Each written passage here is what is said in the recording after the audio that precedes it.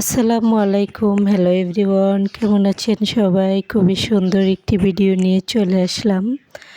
আজকে পালং শাক, আলু আর গাজর দিয়ে খুবই সুন্দর একটি নাস্তার রেসিপি আপনাদের কাছে শেয়ার করব।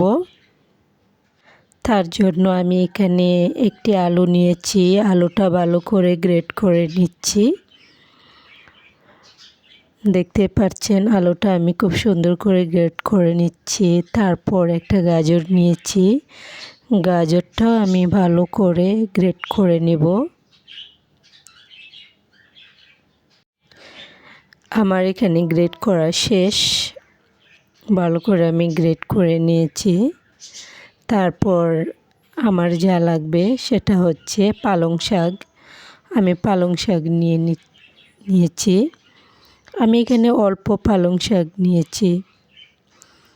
এগুলো আমি ছোট ছোট করে কেটে নেব, কুচি করে কেটে নেব। পালং শাক দিয়ে যে কোনো নাস্তা বানালে ভালো লাগে। আর পালং শাক আমার কাছে অনেক ভালো লাগে, খেতেও কিন্তু দারুণ লাগে। এটা শাক রান্না করেন অথবা তরকারি রান্না করেন, যেটা রান্না করেন না কেন আমার কাছে ভালো লাগে। আমি সবসময় পালং শাকটা একটু বেশি খাই। শীতের মধ্যে এই শাকটা বেশি পাওয়া যায়। তারপর গ্রেট করা আলু এবং গাজর দিয়ে দিব। দিয়ে তারপর এখানে পেঁয়াজ কুচি, কাঁচামরিচ কুচি এগুলো সব দিয়ে দিব। সামান্য লবণ, সামান্য মরিচের গুঁড়া, হলুদের গুঁড়া, ধনিয়ার গুঁড়া। তারপর আমি এখানে দিয়ে দেব একটি ডিম। এই সামান্য উপকরণ দিয়ে কিন্তু এটা নাস্তাটা আপনি বানাতে পারবেন। আমি ভালো করে এগুলো মাখিয়ে নিব। আমি এখানে কোনো আটা, ময়দা অথবা বেসন ব্যবহার করব না। তারপর দিয়ে দিব 2 চামচের অধিক, অনেক 3 চামচের মতো আমি এখানে কর্নফ্লাওয়ার নিয়েছি। আমি এই নাস্তাটা শুধু কর্নফ্লাওয়ার দিয়ে বানাবো। আপনারা হয়তো বলবেন যে আমাদের কাছে অনেকের কর্নফ্লাওয়ার থাকে না।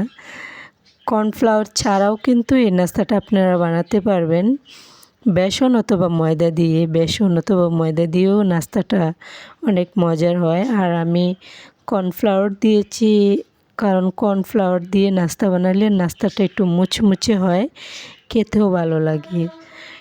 চালের আটা দিয়েও আপনারা নাস্তাটা বানাতে পারেন। আমি নাস্তাগুলো খুব সুন্দর করে ভেজে নিচ্ছি, দেখতেই পাচ্ছেন। ভালো করে একটু সময় নিয়ে ভাজতে হবে যেন ভিতর থেকে একটু মুচমুচে হয়। ভিডিওটি আপনাদের কাছে কেমন লেগেছে প্লিজ আমাকে কমেন্টে জানিয়ে দিবেন। রেসিপিটা আপনাদের কাছে কেমন লেগেছে লাইক, কমেন্ট এবং সাবস্ক্রাইব করে সবসময় আমার পাশে থাকবেন। যারা আমার চ্যানেলের নতুন তারা প্লিজ একটু সাবস্ক্রাইব করে দেবেন আর সবসময় আমার পাশে থাকবেন।